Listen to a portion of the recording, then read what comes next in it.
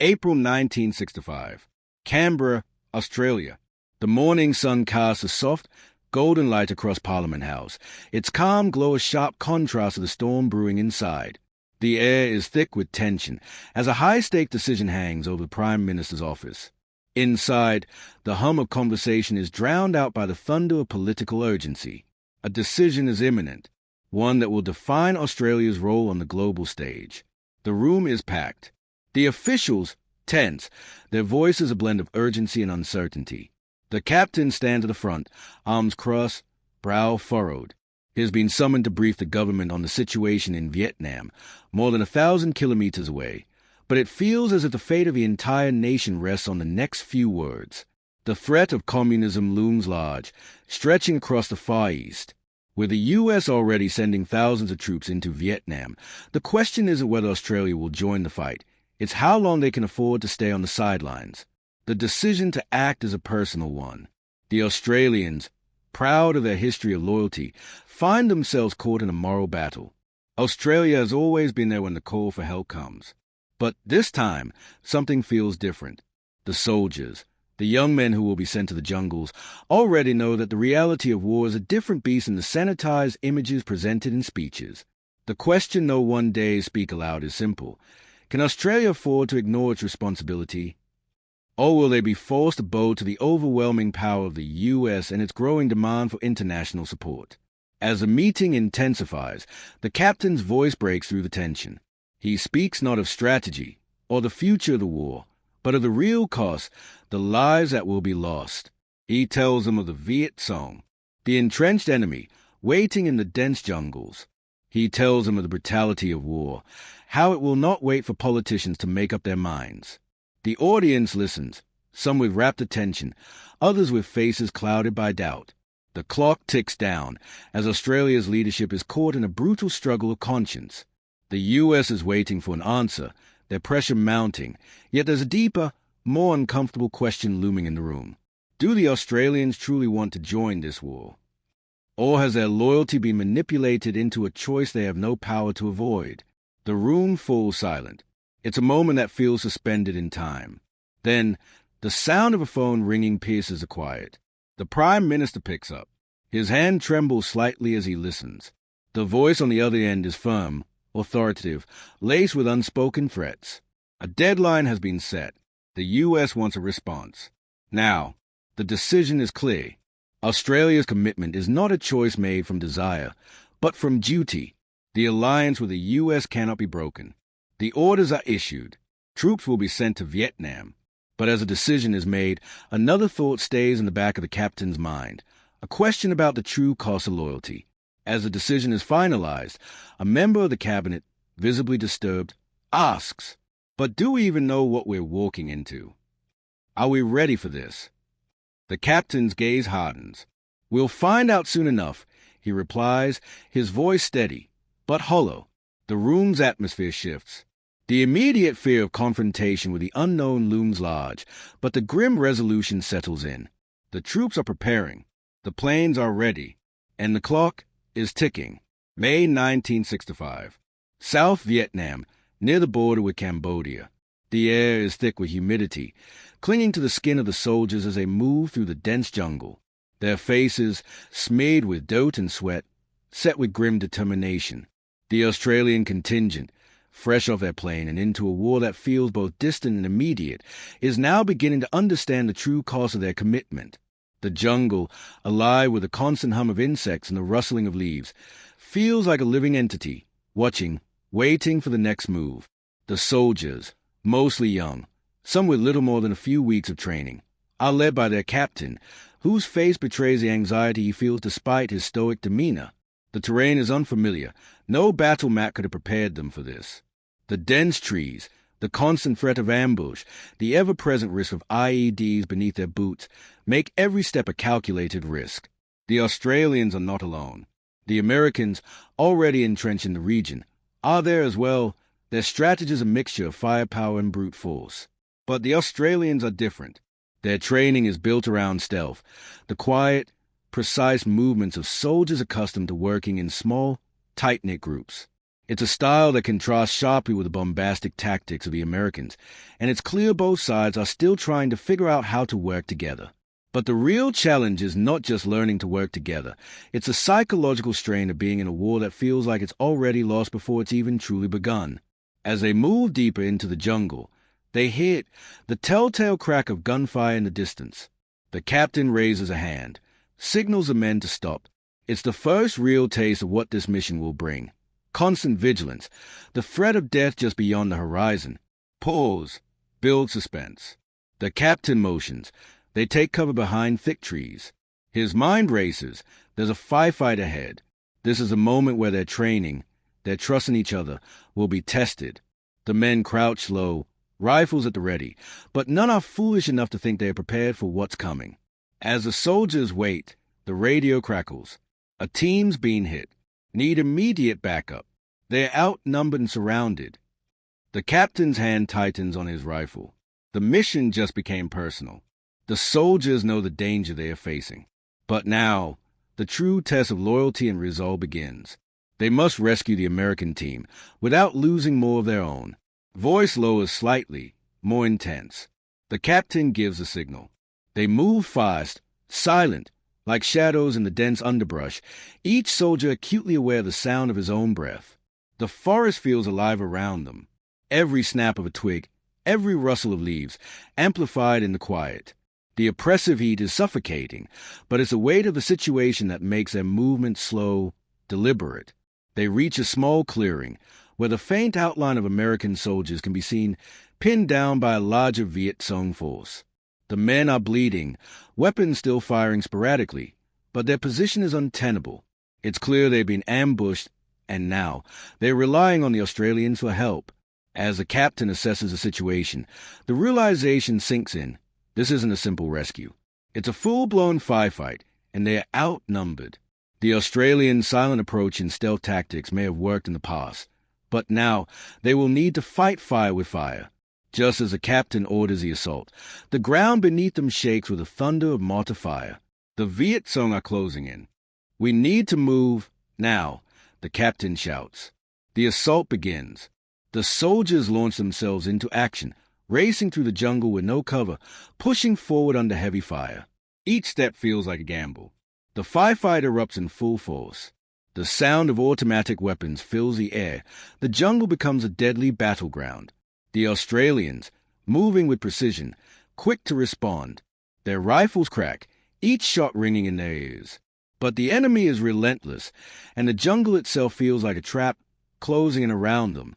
Sergeant Thomas, now at the front, moves with deadly purpose. He's no longer just a soldier. He's part of a well-oiled machine, a team whose lives depend on each other's movements. The American soldiers, despite their initial shock, quickly fall into step, their firepower complementing the stealthy advances of the SAS. For a moment, it feels like a partnership, but only for a moment. The tide of the battle begins to turn. The Australians and Americans work together, using their complementary skills to overpower the Viet Cong. The sound of gunfire begins to subside as the enemy retreats. Amidst the smoke and the bodies of the fallen, Sergeant Thomas and one of the American soldiers, Private Harris, exchange a brief, knowing look. It's not friendship, not yet, but it's mutual respect. They survived the battle together. That's enough, for now. But as the Americans prepare to move out, the captain spots something that makes his blood run cold.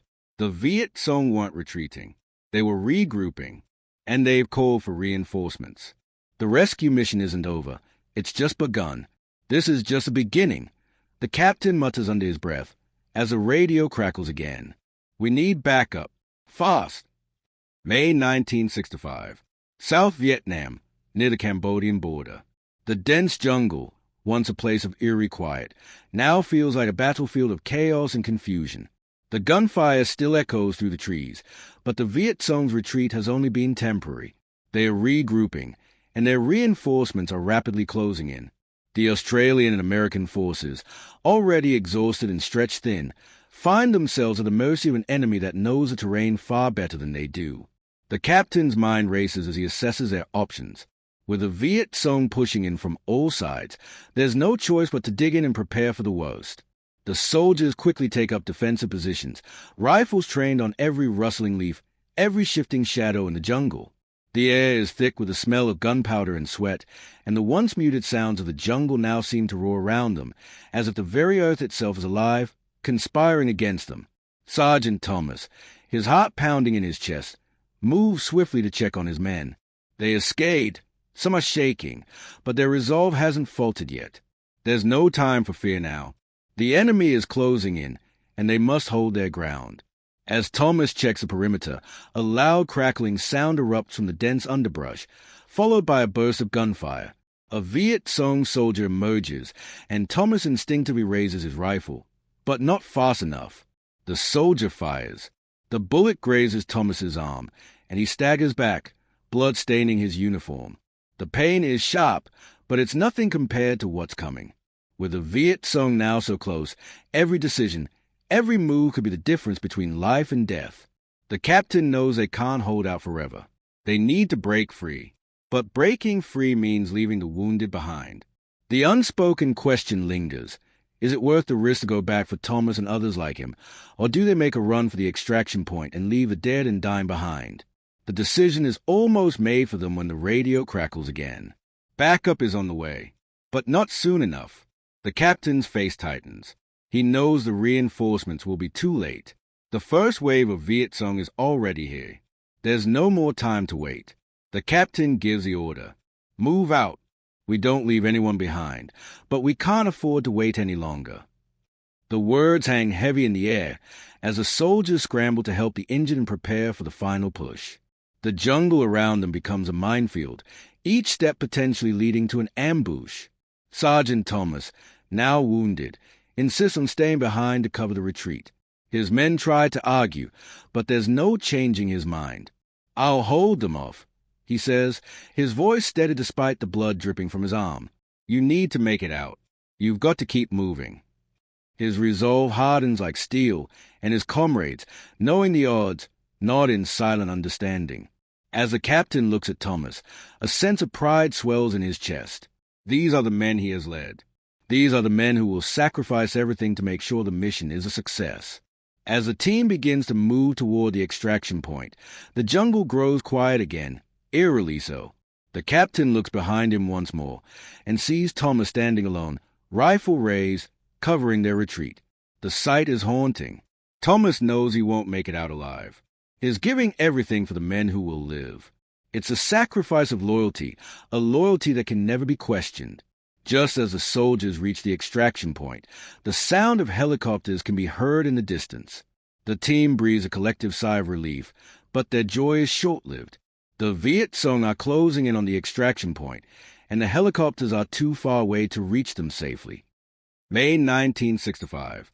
South Vietnam, at the extraction point. The trees are thick, and the air feels suffocating as the Australian-American soldiers take cover behind whatever they can, rocks, trees, anything that might offer protection from the incoming fire. The Viet Cong are coming fast, and the soldiers know that the clock is ticking. They've reached the extraction point, but they are too exposed. The helicopters are still minutes away, and in the meantime, they are surrounded by an enemy that is closing in fast. The captain's face is grim, sweat pouring down his brow as he issues orders. His voice is steady, calm, but his eyes betray the urgency of the moment. The soldiers, already weary from days of constant fighting, now face the final, desperate push. They will hold the line for as long as they can. There's no other choice. Sergeant Thomas, still clutching his wounded arm, positions himself at the front with the rest of the team. He can feel the weight of his injuries, but the adrenaline coursing through his veins keeps him moving.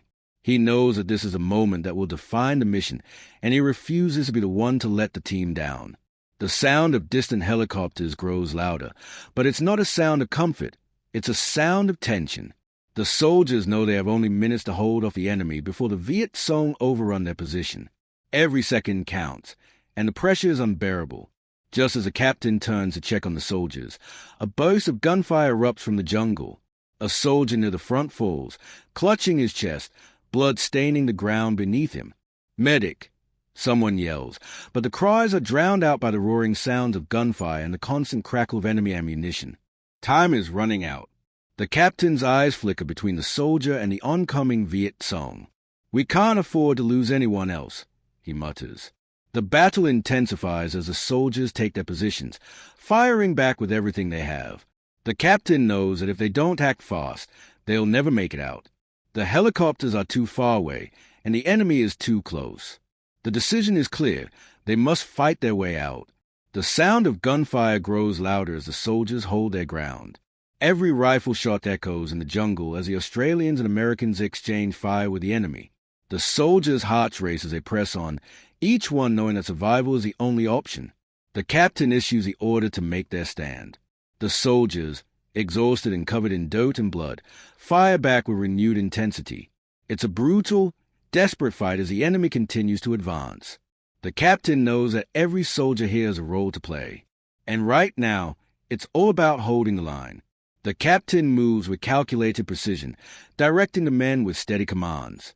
He knows his soldiers are capable, but even he feels the weight of the situation. They have to hold for just a little longer, until the helicopters can reach them. Sergeant Thomas, despite his injuries, fights with everything he has. His rifle cracks with deadly accuracy as he covers his comrades. The bond between the soldiers has never been more evident. They are all in this together, and they will protect each other at all costs. In these moments of extreme pressure, the men lean on each other, pushing their limits in ways they never thought possible.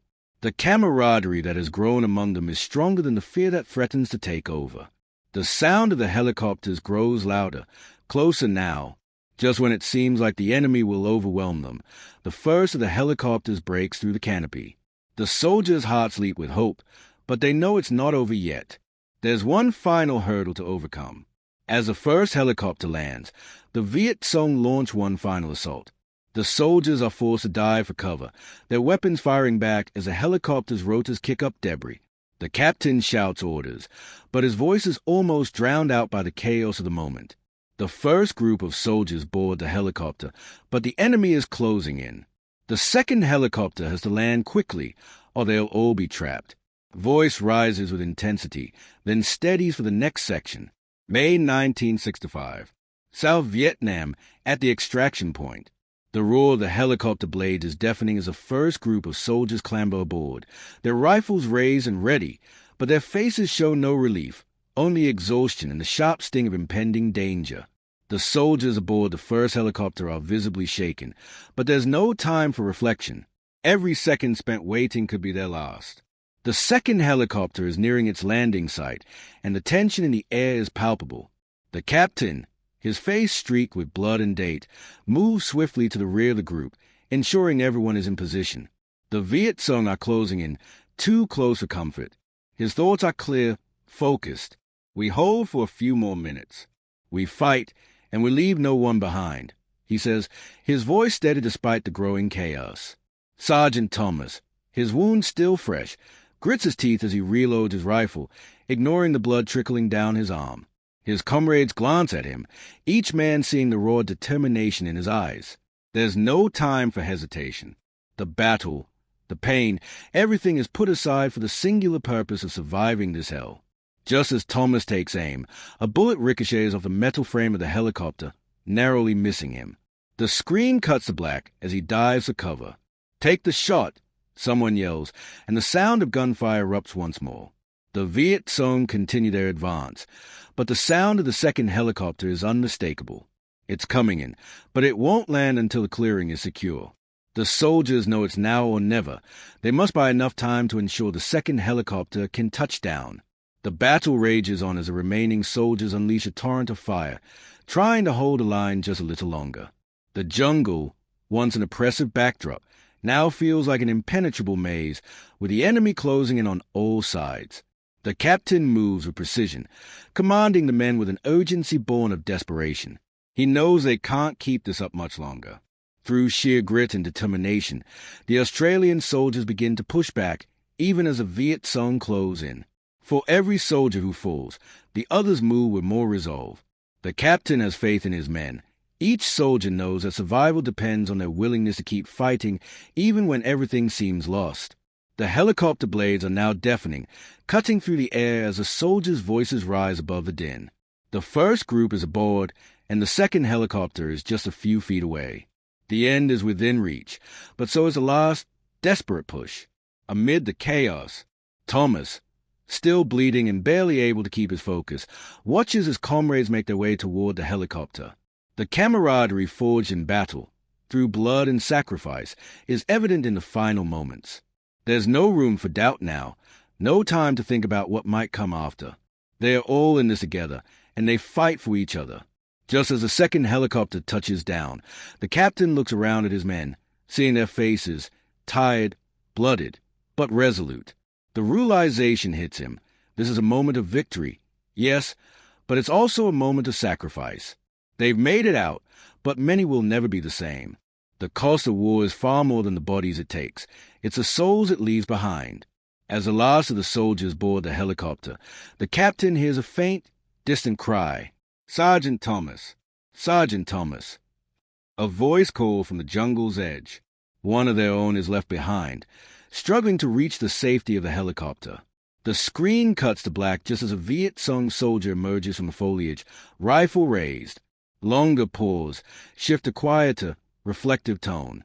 May 1965. South Vietnam, in the sky, aboard the helicopter. The hum of the helicopter blades is deafening as the soldiers, cramped and battered, cling to whatever surface they can.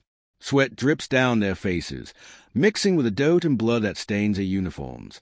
Their eyes, wide and haunted, skim the jungle below, knowing that the land they just left behind holds the memories of the battle, the sacrifice, and the comrades they lost. As the helicopter ascends, the captain allows himself a fleeting moment of relief. He looks around at his men, each face etched with exhaustion, fear, and something deeper, something unspoken. They made it out, but the cost weighs heavily on their shoulders.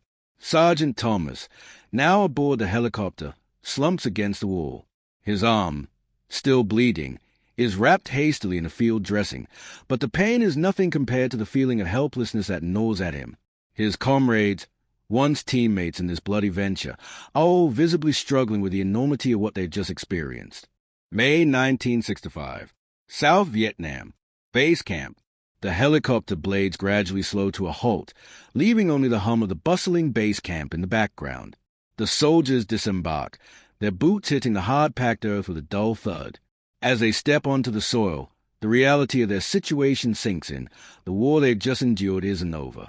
They are not safe yet, and the toll it's taken on them, both physically and mentally, will linger long after the jungle's threat has been subdued. The captain leads his men through the camp, past rows of tents and military vehicles. They are greeted with nods from the soldiers already stationed there, but the greeting feels hollow, like a ritual, nothing more than the formalities of a war that has been raging for years. No one speaks of the sacrifices, the deaths, or the horrors that have been experienced. In this place, there's only the business of survival, and even that feels uncertain. The soldiers are tired, their faces drawn and haggard from the brutal mission. Sergeant Thomas, barely able to keep his focus, stumbles slightly as he walks, his body worn from the battle. He knows that the pain in his arm is nothing compared to the pain he feels inside. His comrades have seen him as their protector, their leader in the field. But in the quiet of the base, the weight of the decision to go to war begins to crush him. It's one thing to fight for a cause, but when the cause feels meaningless, when it's reduced to political maneuvering, what are they really fighting for? As the soldiers make their way to the debriefing tent, a voice calls out from behind. The captain turns to find a familiar face, one of the soldiers who wasn't on the mission. He looks shaken, unsure of how to address the captain, as if there's something he's been wanting to say but is unsure of how to put it into words. "You're not going to like this, sir," the soldier says, his voice low. The captain's gut tightens. What has gone wrong now? The captain waves the soldier forward, sensing the growing tension. The silence that follows is palpable, the air charged with the unspoken knowledge that something has changed. This mission, this war, has left scars on everyone, but it's the aftermath that threatens to unravel everything. As they enter the debriefing tent, the soldiers are lined up in front of a board of senior officers, their eyes still carrying the weight of battle. The air is thick with the smell of oil, sweat, and the faint scent of blood. The officers begin the process of assessing the mission, reviewing the details, asking about casualties, the strategy, the losses. The soldiers respond in monotone, their faces devoid of emotion. But beneath that silence, the unease builds. The men are not just processing the mission, they are processing the realization that the war they've just fought may have been a mistake. The captain listens as the officers discuss the mission's success, but the praise feels shallow. There's a part of him that wants to speak up, to demand answers, to challenge the assumptions that have led them into this conflict. But he knows better. This isn't a place for questions. This is a place for compliance. The higher-ups want results, not doubt. But doubt lingers, and it festers in the captain's mind as he looks at the soldiers in front of him. The men who fought bravely, who sacrificed their bodies and souls, deserve more than the cold, detached assessment of their actions. They deserve to know that their sacrifices meant something. Sergeant Thomas watches the captain with silent understanding. He has been here before, in moments like this, where the weight of leadership isn't about making tactical decisions. It's about carrying the emotional burden of what those decisions have cost. He knows that the captain, like every man in this room, is haunted by what they've seen and done. The captain's gaze shifts to the men at his side. These soldiers are no longer just a unit. They are a family. In the heat of battle, they fought for each other, relied on each other. But now, in this sterile camp, they are expected to compartmentalize their trauma and move on. It's an impossible task, and yet it's the only option they have. The debriefing ends without fanfare. No one speaks of the emotional toll, the personal cost, the lives lost in the jungle. The soldiers are dismissed, told to return to their quarters and prepare for the next mission. The captain lingers, staring at the debriefing report. The weight of the decision that led Australia into this war presses down on him with crushing force. Did Australia truly want to be here? Did they have a choice in the matter, or were they pushed into a conflict that was never theirs to fight? The captain knows the answer, and it's not one he can easily reconcile with. Australia, despite its loyalty, has been drawn into a war not of its making. The cost has been personal, and it will continue to haunt every soldier who fought. The sacrifice has been great, but the consequences of this war will be felt long after the guns fall silent. As the captain steps out of the tent, he is approached by a soldier who hands him a letter. It's from a grieving mother, one of the soldiers who didn't make it out. The letter asks a single, haunting question. Was my son's life worth the war? Longer pause, softer, more somber tone. May 1965. South Vietnam. Base camp. The base is quieter now, the sun dipping low on the horizon, casting long shadows over the soldiers who have returned from the jungle. Their eyes are tired, their bodies battered, but the worst of their journey is still ahead. The sounds of distant chatter fill the camp as soldiers gather in groups, exchanging stories, laughing nervously. But beneath it all is a shared understanding that the cost of this war is not just measured in lives lost, it's measured in the toll it takes on the soul. The captain walks through the camp, his boots crunching on the gravel. He feels the weight of the mission pressing down on him. The radio crackles again, reminding him that the war doesn't wait for a moment of rest. His eyes flicker to the mess hall, where the soldiers are gathered, some in quiet conversation, others lost in their thoughts. Every face tells a different story, but the common thread is clear. They've all been changed by what they've seen. Sergeant Thomas, his arm now bandaged but still sore, sits on a crate, his rifle resting beside him. He stares off into the distance, lost in thought.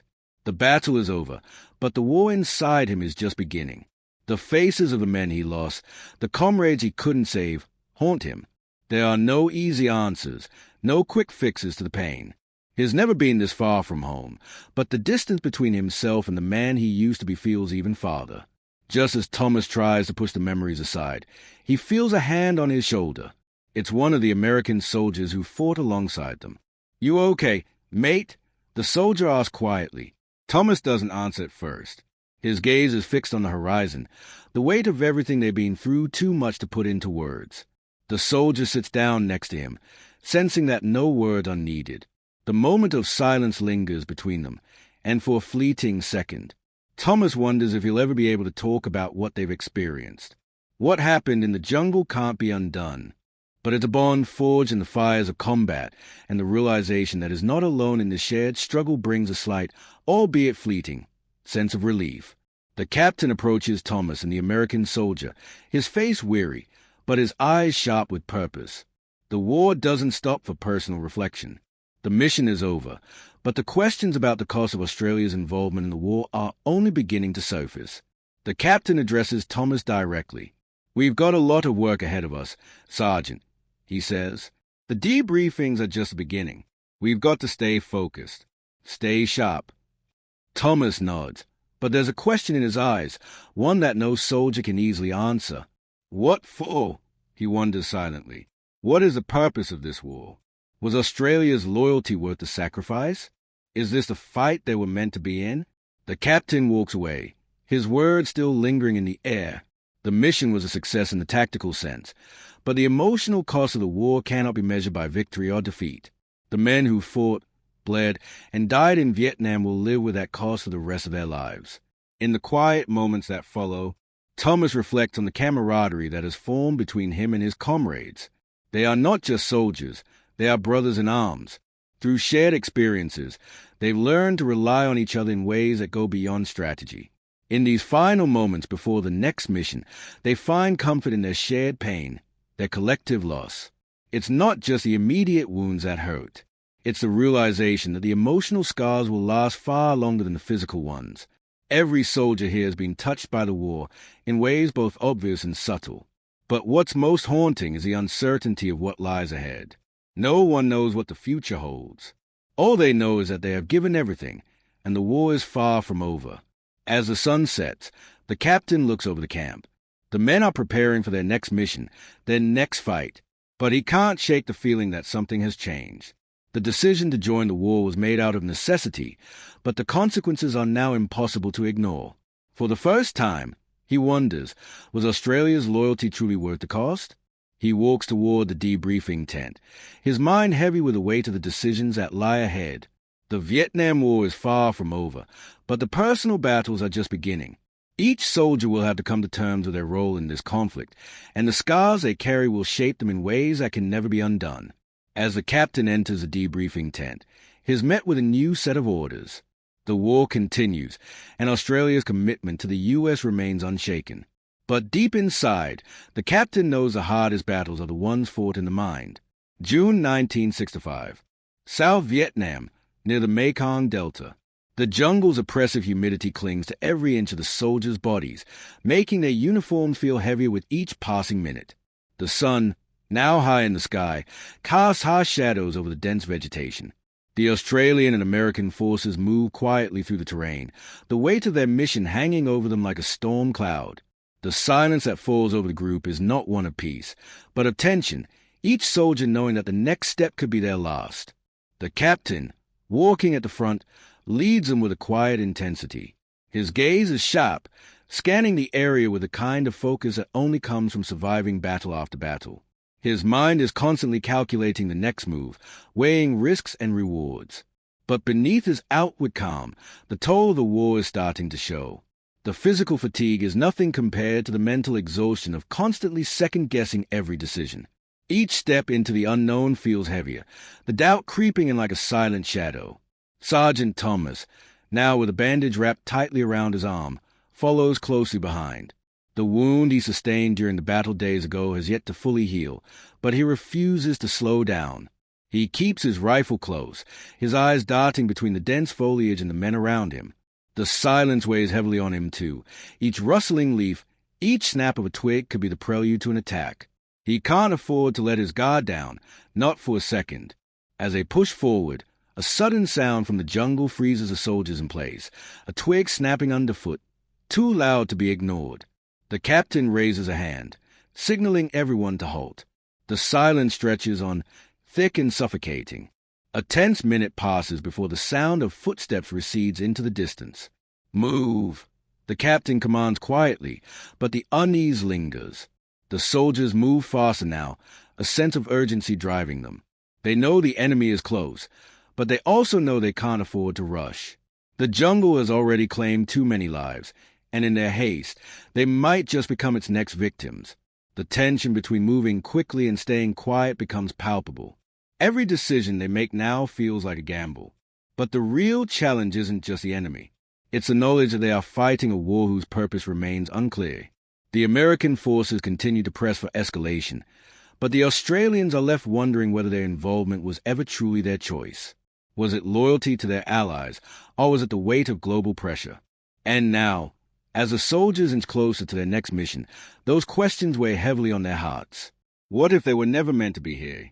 The team finally reaches the outskirts of their objective, a small village suspected of being a Viet Cong stronghold. The captain orders the men to take up positions, preparing for an assault. This mission is critical. Intelligence gathered by the U.S. suggests that this is a major base of operation for the enemy. But as they look out over the village, the captain can't shake the feeling that something is off. The quietness of the area feels wrong. Too still, too calm. The soldiers exchange uneasy glances, silently acknowledging the weight of their task.